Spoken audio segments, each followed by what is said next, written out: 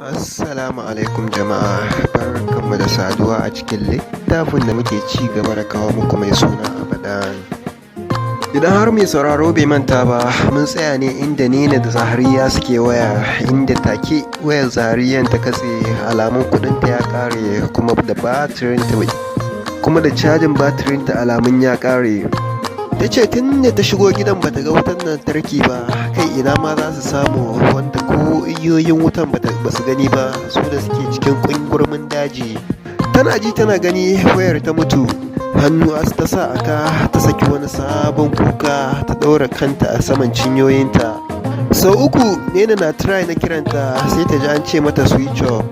Tilas ta haƙura ta kalli Adnan, ta ce Adnan mu je gurin malam, domin kuwa na ga alamun wani bala'in yake son janyo mana. Adnan ya zaro ido dai shi kam ya gaji da jin wannan bala'in kala-kala har yau kuma babu sauki. Zai yi magana ta ce kama bakinka mu je, ko ma menene ka ji a cikin mota. Ta juya gami da kallon Zubaida da ke durkushe. Ta dube ta ce ke kuma idan ba shirin barin duniya kika yi ba, to tun wuri ki nemo wanda ya miki wannan cikin kafin na dawo na aika ki lahira. Ta kai mata mari tana sake tsine mata, ta kuwa same ta a kuncin nata, dafa kuncin nata ta yi, tana da fidda kwalla ba don komai ba sai don azabar zafin marin. Ga wanda ya min cikin nan, ta ji Zubaida ta faɗa. Ta ɗago kanta daga ƙoƙarin sanya mayafin da take, tana kallon inda Zubaidan ke nuna mata. Saura kaɗan numfashinta ya ɗauke sakamakon ido huɗu da suke da mugu da yaransa. Fuskar na yadda kasan wanda ya ɗauko saƙon mutuwa a haɗe. Abu 2 zuwa 3 ne suka daki zuciyar Nena lokaci guda. Kuɗinsa da ya zo karɓa, wanda a yanzu ba ta da shi kuma ba ta da dalilinsa. Na 2 cikin da yake jikin 'yarta wai nasa ne. Na 3 yadda ta sun cikuikuye Adnan, yadda ko cikakken numfashi baya iya shaƙa. Sakin Adnan din suka yi, ya fada a ƙasa, kana ya tako zuwa gurin nata, ya tako gabanta a hankali yana jujjuya wukar da ke hannunsa. Ba ta son ta nuna masa tsoronta, don haka ta tattaro ɗan mitsitsiyar rakiyarta ta ɗora a kan fuskar nata, domin kuwa ba ta kai zuciya ba. Hannu ya mika mata, sai ta kalle shi sheƙeƙe. Ta ce me kake nufi? Dariya yake ce da ita, wanda har hantar cikin Nena sai da ta kaɗa. Ballantana Adnan wanda ya daɗe da sakin gudawa inda yake ɗin, domin kuwa ba ƙaramin tsoron mutuwa yake a rayuwarsa ba. Ya ce banda ke mara mutunci ce har sai na yi miki bayani ma? Ya ce zan miki bayani, amma ki tabbatar a bakin rayuwanki. Ta tsorata ainun amma sai ta fara masa haukan ƙarya. Ta ce banda kai matsiyaci ne, baka da kunya na ko miskara zarratan, ka ɗirka ma ɗiyata ciki sannan kuma ka zo ka ce da biya ka waɗansu kuɗaɗe. Ta ce to wallahi na fi ka iya iskanci, baka isa ba. Ɗaya daga cikin yaransa ya matso yana faɗin, ke hajiya ki iya bakinki, ai daman kowa ya sai rariya ya san za ta zub da ruwa. Ba mu da mutunci kamar yadda ke ma baki da shi, domin kuwa babu mai mutuncin da ke haɗa sabga da mu. Ta ce kai yaro dakata, a haife na haife ku gaba ɗaya, to wallahi dukkan ku babu wanda nake tsoro a cikin ku. Kuɗi ne ba zan biya ba, kuma wallahi ku saurari sammaci daga kotu, domin kuwa sai na yi shari'a da kai akan cikin da kai maɗiyata tun. Wani kyakkyawan duka ne ya sauka kanta, wanda ya tilasta maka kwakwalwar ta daina aiki na wucin gadi. Wasu irin taurari suka kewaye idanunta, take ta sulale ta fada gun, domin kuwa sai da ta kusan minti 2 sannan jikinta ya dawo yadda yake. Sai ta kasa bude idanunta, mugu ya tako inda take, ya tsaya kerere a samanta yana dubanta. Ya ce da niyyar kashe ki na zo ke da wancan wawan ɗan naki, amma kun ci darajar abin da yake cikin yarki, wanda ɗana ne kuma jikanki. Ya ce na san kina ji na, don ban miki dukan da zaki mutu ba, amma zan baki zaɓi 2. Ya ce ko ki biya ni kuɗi na, ko kuma na ɗauki yarki ta zama matar mu. Na baki nan da kwana 5 ki shawara. Ya juya ya nufi inda Zubaida take, ya ɗago ta gami da rungume ta, yana shafa cikin nata. Ya ce kada ki sake wani abu ya samu cikin nan, domin kuwa ina buƙatar wanda zai gaje ni. Ya ce duk ɗan kaza-kazan ya ɗuro ashar da ya kuma taka ki, ke ma ki taka shi ma. yanda ranki yake so, ya faɗa yana sakinta. Ga mamakin Adnan, murmushi ta ga tana yi ma mugu har suka fice daga gidan, wanda shigowar mami yasa suka kicibis. Suna ficewa, ita kuma tana shigowa da motarta. Ta shigo cikin mamaki bayan ta fito daga cikin motarta ta nufi gurin security guda uku waɗanda su kaɗai suka rage yanzu a gidan. Cikin girmamawa suke gaishe da ita, duk kuwa har yanzu suna son uwar gidan tasu. Tambayar su ta yi waɗannan mutanen kuma daga ina suka fito. Ɗaya daga cikinsu ne ya amsa mata daga cikin gida, fuskar ta ƙunshe da mamaki. Ta sake tambayar su cikin gida kuma gurin wa suka zo. Wannan karin ma wani ne daga cikinsu ya sake amsa mata, ya ce gurin Hajiya ne. Ya ce ai sun daɗe suna zuwa gurinta. Ya ce ko kin manta ne Hajiya, kwanaki ke ta sa kika ba su kuɗin mota fa. Cike da mamaki ta nuna kanta. Ni? Ta ce ni kuma Usaini. Hajiya, ke ganin sun zuba mata ido suna kallonta yasa ta ɗauke maganar ta sauyi wani. Ta ce yanzu ina su Samuel da Ibrahim. Suka ce Hajiya ai duk an dakatar da su daga aiki, kuma da aka tambaye ki kika ce kin amince. Yanzu saura security 5 daga cikin 15 din da suke aiki cikin gidan nan. Wani mamakin ne su ci gaba da kama ta, girgiza kai kawai take yi, domin kuwa duk bata san an yi haka ba. Ta yaya za ta kori su Ibrahim bayan su ne manya-manyan security din gidan a zamanin Alhaji Abdulkarim mai nasara a lokacin yana da rai. Mutane ne masu amana da riƙon alkawari. Ta ce ka nemi nambar su ka kira su ka ce gaba ɗayansu ina son magana da su daga yau zuwa gobe, wanda kuma baka samu contact ɗin shi ba ka ɗauki mota ka je inda kake ganin za ka same shi. Cikin jin daɗi ta ce yes madam. Dukkaninsu suna ganin alamun lallai sauyi ne yake tunkaro gidan. Har ta yi gaba ta dawo ta ce kada a ƙara barin wani mutum makamancin waɗannan su shigo cikin wannan gidan. Cike da bin umarni suka amsa. Waiwayowa ta sake yi. Ta ce Usaini ba ma su ba, ka tabbatar da duk wani bako da za a sake yi wane ne shi kafin ya shigo cikin gidan. Ta ce kamar dai yadda aka saba a da. Nan ɗin ma amsa mata suka yi aladabce. Kana ta yi gaba, idanunta suka sauka kan shashin Abdallah. A can zuciyarta ta ji tana son shiga, sai dai wani abu ya taso a zuciyarta ya danne mata shi. Haka dole tana ji tana gani ta canja akalar tafiyar ta shiga bangaren su. Tana ambaton ya Allahu har za ta shige ta dinga jiyo iwe a bangaren Nene. Juyawa ta yi ta nufi bangaren Nene domin ganin me ke faruwa. A hankali ta karasa shigowa cikin ɗakin, hannunta ɗauke da tire da ke ɗauke da kwanukan abinci. Gabansa ta karasa ta ajiye tire ɗin, wanda har ta shigo ta ajiye ɗin yana zaune a kan wheelchair ɗinsa, kansa a duke a ƙasa. Daga shi sai Allah ya san abin da yake ji a cikin ƙasan zuciyarsa, wani irin zafi yake ji mai raɗaɗi a ƙirjinsa. Da zai iya da ya fito da zuciyarsa waje ko don sassaucin raɗaɗin da take masa. Bai taɓa sanin so da kishi masifa ba ne sai yau. Bai taɓa tsammanin son da yake mata har ya yi irin wannan girman ba. Ya sani da cewa yana ganin kimarta fiye da yadda yake ganin kimar duk wata diya mace a duniya idan har ka ɗauke maminsa. Tana da wani girma a idaniyansa da zuciyarsa ma gabaki ɗaya. Wannan ne karo na farko da tun da ya zo duniya kisinsa ya motsa akan wata ɗiya mace, domin kuwa shi kansa bai yi zaton kishin nasa ya kai haka ba, duk da a gefe guda ƙoƙarin goge girman laifin da ta yi masa yake. Sai dai ina zuciyar tasa ta ƙi aminta. Idanunsa sun gaza daina hango masa mai raminsa tare da wani. Idanunsa sun gaza daina hango masa Maryam ɗinsa a tsaye tare da wani. Bata san da ya tsaya ba, tare suka taho daga rafin Malam Dogo, amma sai gashi har ta shigo gidan suka yi sallar mangariba da isha bai shigo ba. Sai bayan sallar isha ya shigo, kuma yana shigowa bai tsaya komai ba, kansa tsaye ya wuce ɗakin. Dama kuma bai tadda inna wura a tsakar gidan ba, domin kuwa ta shige ɗaki ɗauko kayan kaɗinta. Jikinta gaba ɗaya a sanye yake. Zuciyarta na faɗa mata shin me ta yi masa, ai ba ita ta kira Mahmud ba, kuma ta riga da ta gaya masa cewa tare suke, domin kuwa Allah shaida ne ba da wani abu ta kula shi ba. Gaisuwa ce kawai ta shiga tsakaninsu. Wannan tunanin ne ƙarfafa mata gwiwa, tana tsaye a gaban shi ta ce Abdallah shiru ya yi tamkar ba da shi take ba. Ta ce Abdallah ga abinci, ina ka tsaya? Na shigo inda wura na tambayar ka. Na shigo inda wura na tambaya na inda ka tsaya. Sai karya na mata, me yake damun ka ne? Shiru nan ma ta ji. Ta ce ɗago wanda ya yi ya sanya ci ja da baya, zuciyarta na bugun uku. Wani irin birkicewa ta ga idanunsa sun yi, wani irin tashin hankali take hangowa ƙarara a cikin idanun nasa. Farar fatarsa ta koma ja tamkar wanda aka mammara. Ga mamakinta sai ta ga ya saki murmushi yana faɗin nagode da abinci, amma ba zan iya ci ba.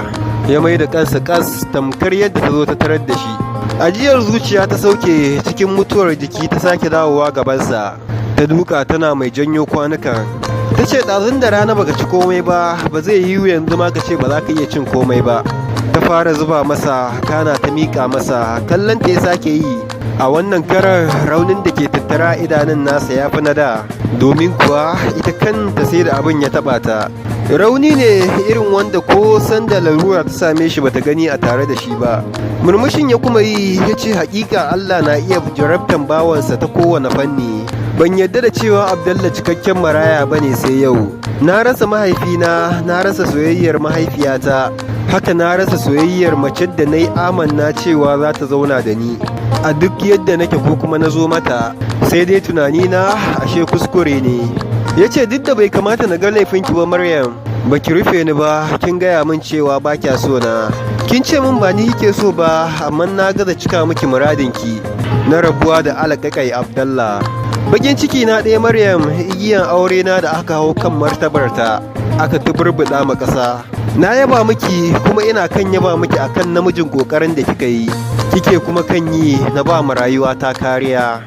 Ya ce hakika babu abin da zan iya saka miki da shi, na miki alkawarin kuma da na samu cikakkiyar lafiya zan biya miki buƙatar ki na rabuwa da ni. Ki ci gaba da yi min alfarman zama da ni, kada wasu su fuskanci wani abu. Na miki alkawarin daina saki min duk wata wahala. Ki dai ci gaba da zama da ni din har zuwa lokacin da zan samu lafiya. Idan har da raba haka, ni kuma sai na baki yamcin kina da kike muradi. Hakanan ta ji maganar ta daki zuciyarta sosai. Ta yi ƙoƙarin kallon ƙwayar idanunsa amma ta kasa. Tilas ta yi magana tana duban wani gurin daban. Ta ce yanzu mai na yi maka haka da kake faɗa min waɗannan maganganun, duk mai ya taso da su. Idan maganar Ahmad kake, ni babu komai tsakanina da shi, hasali ma zuwa ya yi gaisa. Ambatar sunan Ahmad ya ɗago hasalar da yake ta ƙoƙarin dannewa. Cikin tsawa ya ce Ahmad yake ko wata ba ruwana da shi, ba maganarsa muke ba, magana muke tsakanin ni da ke. Don kina kula shi, kun saba har kun san juna, wannan matsalar ki ce. Igiyar aure na da kima da daraja a wajena, tunda har na biya sadakinki. Ni ba ragon namiji bane tun fil azal, haka zalika jarabtar da ta afka min ba za ta sa na zama zargo ba. Kin cancanci ki haka, don a yanzu kin fi karfin Abdallah na kasashe, sai cikakken namiji mai lafiya ba iri na ba. Sai dai ki sani har zuwa yanzu igiyata na kanki, so ki yi respecting ɗina, ni ma a hakan na tabbata da ina da masu sona waɗanda za su iya zama da ni a duk yadda nake. Sai ta sake rigiki cewa gaba ɗaya tamkar za ta shiɗe saboda fassarar da ya yi mata. Kan shi ta yo gaba ɗaya, tuni idanunta sun fara fidda kwalla. Da sauri ya dakatar da ita yana faɗin kada ki ce min komai, ba na buƙatar jin komai. Daga haka ya danna gefen keken ya yi ribas gami da ficewa daga cikin ɗakin. Wani irin kuka ta saki, ta faɗa saman katifar, bai dakata ba ya fice daga ɗakin. Tana iya jiyo shi da inna wuro suna hiransu tamkar babu komai a cikin zuciyarsa. Ya yi ƙoƙari matuƙa wajen ganin ya kawar da duk wata damuwa da ke ƙoƙarin taso masa. Inna wura ta ce bawan Allah, insha Allahu jibi tsoho Alhaji zai dawo daga ƙasa mai tsarki. Ta ce da ikon Allah ka sa ran warkewa nan kusa. A fuska ya nuna jin daɗinsa matuƙa, amma farin cikin da yake sa ran ji duk lokacin da aka ce masa Alhaji zai dawo sam baya ji. Sam bai san meye dalili ba, amma ya san hakan baya rasa nasaba da abin da zuciyarsa ke gaya masa.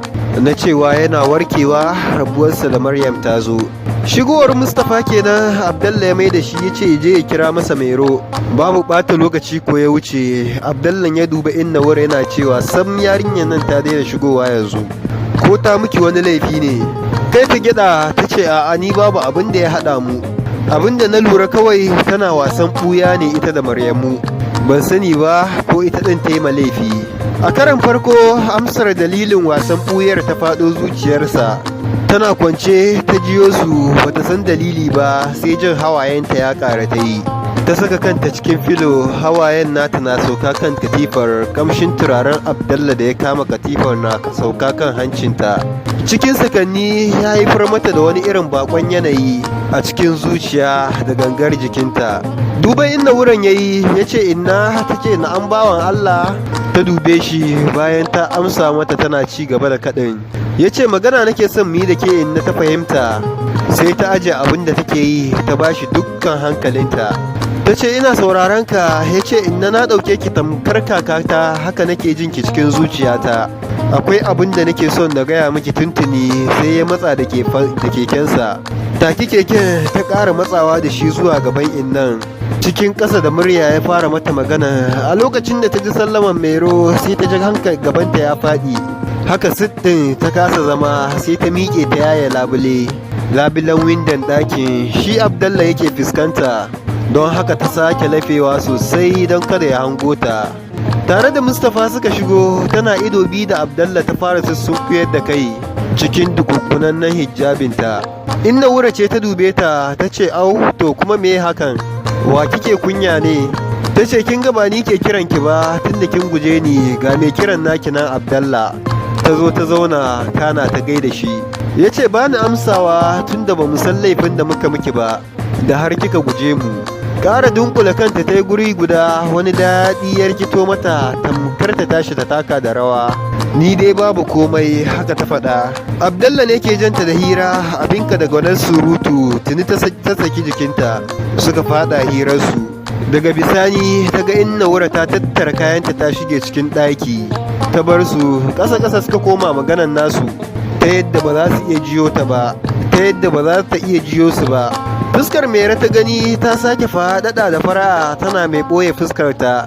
Ji ta yi ta soma jin juwa-juwa na ɗibarta, sabida haka ta saki labulan ta koma kan sofa tana mai dafa ƙirjinta. Kada ki janyo min abin da ba zan iya ba, kada ki min irin wannan rashin adalci, kada ki min irin wannan rashin adalci. Ki rabu da Abdallah, bai dace da ni ba, domin kuwa wutsiyar raƙumi ta yi nesa da ƙasa. Abdallah ba mai tsina ba ne. Abinda ta dinga faɗa kenan ƙasa-ƙasa, wani irin hawaye mai zafi na fin kuncinta. Tun tana duba agogo har ta haƙura sai da ya buga ƙarfe 11 da 'yan mintuna sannan ta jiyo muryarsu. Ya ce ki tabbatar da gobe tare za mu tafi rafi da ke, kin yi alkawari? Kai da gyaɗa kamin ta ce na yi alkawari. Shi ma kan ya jingina sannan ya ce to shi kenan sai da safe good night. Sweet dreams. Duk da bata fuskanci me ya ce ba sai da ta saki dariya. Bata fuskanci me ya ce ba sai da ta saki dariya. Tana waiwayensa har ta fice, ya janyo idansa yana sauke ajiyar zuciya.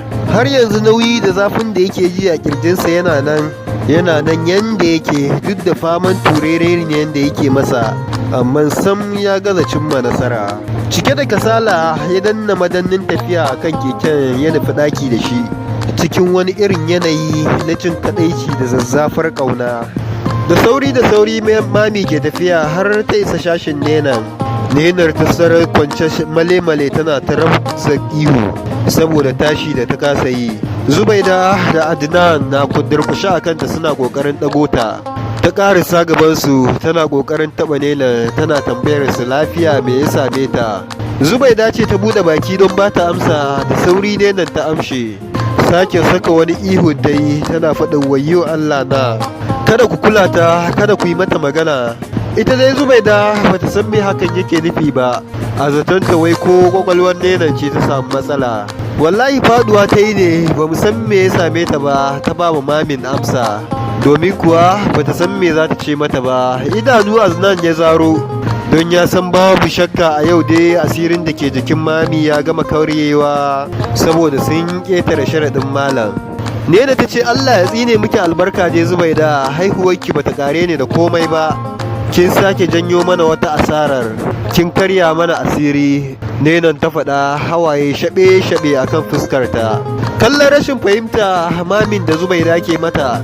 Tuni Adnan ya juya zai fice, mami ta bi shi da kallo, ta maido da kallonta kan Zubaida wacce za ta yi mata magana, idanunta suka sauka akan cikinta. Sai ta kasa magana, ta tsaya kawai tana kallonta. Idanun Zubaidan ya cika da kalla, don duk gidan babu wanda take ganin mutuncinsa kamar mami. Babu wanda ya ce komai cikinsu, ne da ta sake ihu. Tana faɗin Adnan, ka je ka duba min yata, ka je ka duba min Zahariya, kada su hallakar min da ita. Cikin tashin hankali mami ta kalli Zubaida ta ce kama ta mu kai ta sama na yi mata allurar bacci ko za ta dawo hayyacinta. Ta ce wallahi Bintu, kada ki sake ki ce za ki min allurar bacci. Lafiya ta kalau, jikina ne kawai yayi nauyi kuma zan samu lafiya. Ta ce na tsane ki, wallahi Bintu, taurin ran ɗanki duk shi ya janyo mana wannan matsalar. Taurin ran ɗanki duk shi ya janyo mana wannan masifar da muke ciki.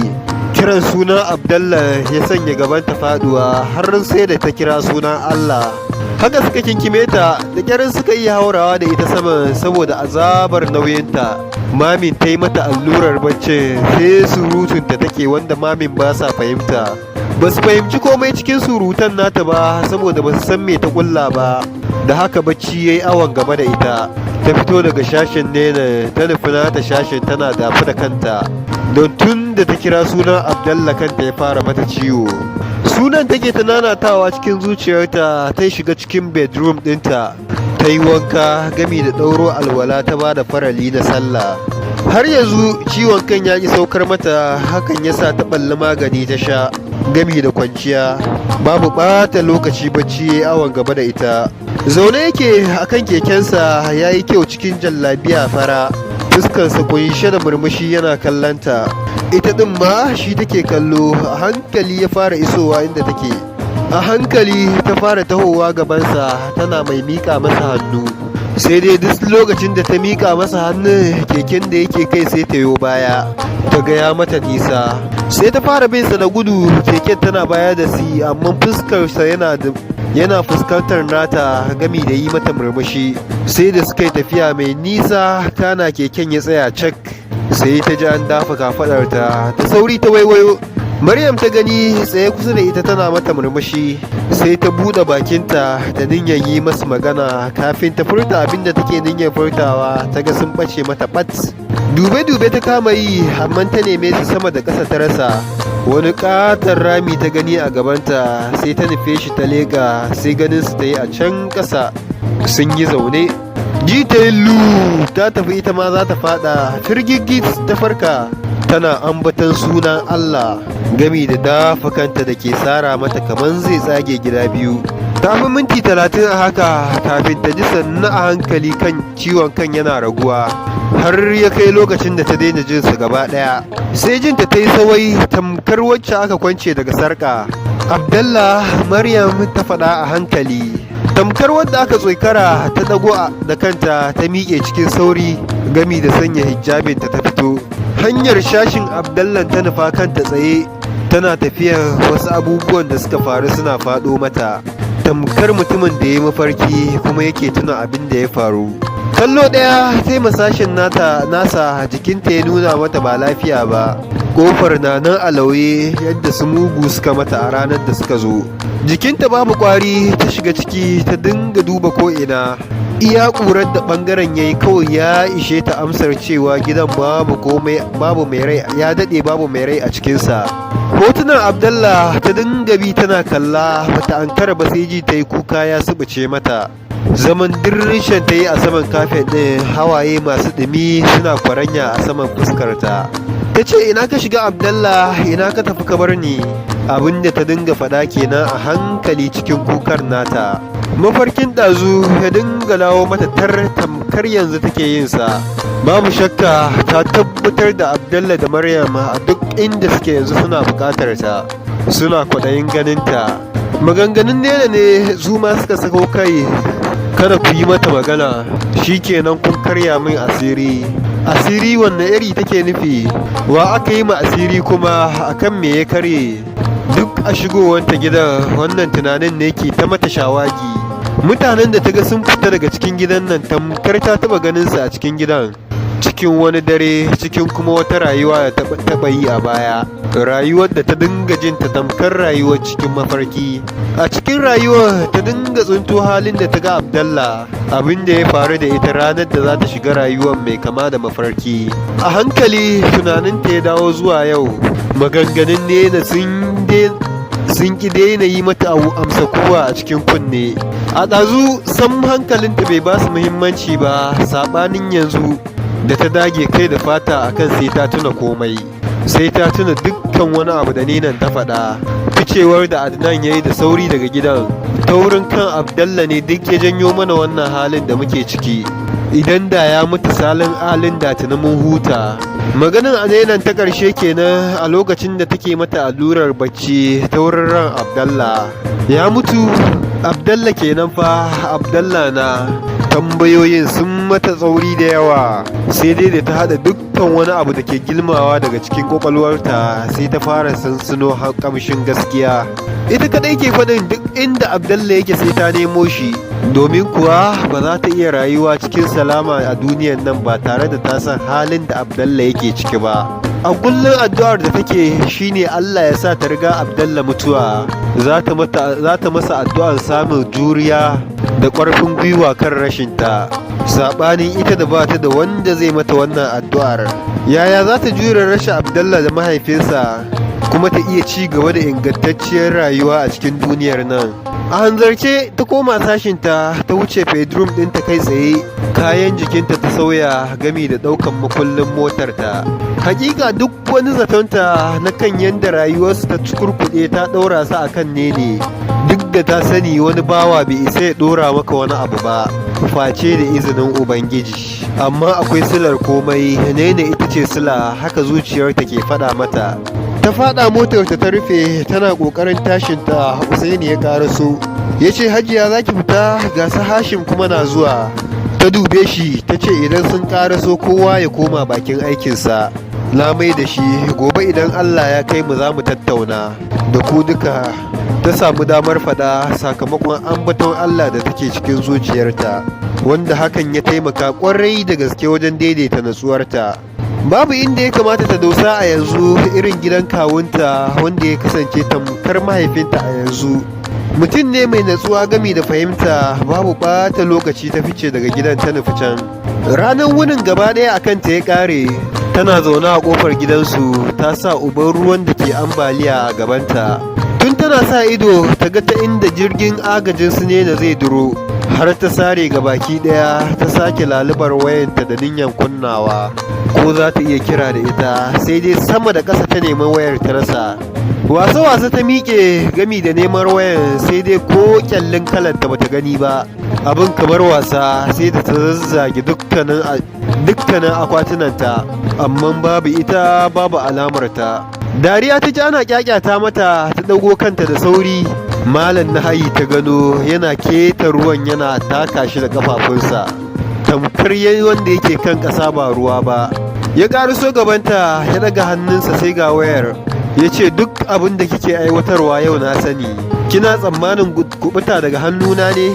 To ƙarya ki ta sha ƙarya, ina mai tabbatar miki da kin zo gidan da in har kika shigo ta sai dai a fitar da gawarki. Ai ina jin ku Habiba na baki labarin irin abin da ya faru da ita, wato wannan bai zaurar miki izaya ba, ke yar masu taurin rai ko? Ya ce, bari na baki shawara ƙwaya ɗaya a takaice, ki fidda sa ran komawar ki gida, muna tare da ke mutuka raba. Domin kuwa ko da 'yan uwanki ma sun zo ba su isa su gane hanya ba, haka za su ƙaraci bulagiginsu su koma. Ya ce, mu ne maganin makwaɗaitan mata irin ku, masu butulce ma hanyar Allah. Kun gi Allah, mu ma mun fi ku mun kishi, kin ga kuwa mu ne muka fi dacewa da ku. Ya ce, kin riga da kin zama matar Malam Nahayi, ni ma na zama mijinki. Cikin zafi ta buɗe bakinta da niyyar yaɓa masa baƙar magana. Bakinta cike yake fal da maganganu masu zafi da take son fa yaɓa masa. rashin mutunci ta naɗo mai yawa take son ta yi masa, wanda tana tunanin tun da ya zo duniya ba a taɓa masa irinsa ba. Da saurinsa ya ɗaga hannunsa na hagu ta ki har bakinta ya rufe gam, ya ce daga yau ba za ki sake magana ba sai idan har na baki izini ko na so. Daga yau ba za ki sake mun musu ba ko wani ma ba ni ba. Kai kawai take ɗaga masa tamkar bawa da ubangijinsa. Ya ce wuce ki tafi ɗakinki, daga gobe za ki amshi girki. Yau na ɗaga miki ƙafa ki yi jimamai rabuwa da gida irin na amare. Iya na yau kawai, nan ma kai ta gyaɗa masa ba tare da ta ce komai ba, ta tsugunna za ta kwashe akwatunanta. Ya ce shiga ciki kawai, kafin ki isa sun riga ki isa ciki. Nan ma kai ta gyaɗa, kana ta juya sumsum ta shige. Ya isa gaban kayan, ya sa su take suka ɓace a gun. Wata iriyar makauniyar dariya ya sake saki, ya yi kansa kirari kala-kala, sai kuma ya ɗinke fuskarsa. Cikin 'yan sakwanni tamkar bai taɓa yin dariya ba, ya juya gami da shigewa cikin gidan. Su biyu ne, ita da inna wurin zauna a ƙarƙashin bishiyar lallan. Su biyu ne zaune, daga ita sai inna wuro ƙarƙashin bishiya tana kwaɓa mata lallan da za ta sanya kafarta a ciki, saboda dawowar tsoho Alhaji gobe daga ƙasa mai tsarki. Har mamakin tsohuwar take, ba ta ganin tsufar kanta ko namijinta, ba ruwanta, adanta take daidai shekarunta, wanda take ganin zai burge mijin nata. Ɗazu ta saka sabulu mai ƙamshi ta wanke kanta da shi, ta ce Maryam za ta yi mata kitso. Tun kafin ta ɗago ta jiyo muryoyinsu, gabanta ya soma faɗuwa, don ko kusa ko alama ba ta son ta buɗe ido ta ido bi da yarinyar. Haka suka shigo cikin gidan, tana tura wilciya ɗin, suna tafa suna hira abinsu. Tunda ta ɗago kai suka haɗa ido da Abdallah, ta ɗauki kan nata, bata sake marmarin kallon idanun nasa ba. Miƙewa ta yi tsam, ta isa bakin rijiya, ta wanke hannayenta, sai ta shigewa cikin ɗakinta, duk da cewa ba wani abu za ta yi a cikin ɗakin ba. Tsaye ta yi tana jin yadda suke hiransu su uku, sun mamaishe ta tamkar wata bare. Kada ma Abdallah da ya ji labari, wanda a yanzu ya koyi zuwa masallaci, daga nan idan ya bushi iska sai ya zaman sa a kofar gida, su yi ta hira da samarin ƙauyen. Idan kuma ya tashi dawowa, to mawuyaci ne kaga ya dawo shi kadai ba tare da mai raba. Duk yadda ta so danna zuciyarta da hana ta jin kishin Abdallah, amma abin ya faskara, abin ya fi karfinta. Daga ƙarshe taimakanta hukuncin ta yadda tana kishin Abdallah. To jama'a, bari mu dakata a nan, mu tara domin ci gaba da sauraron wannan ƙayataccen labarin.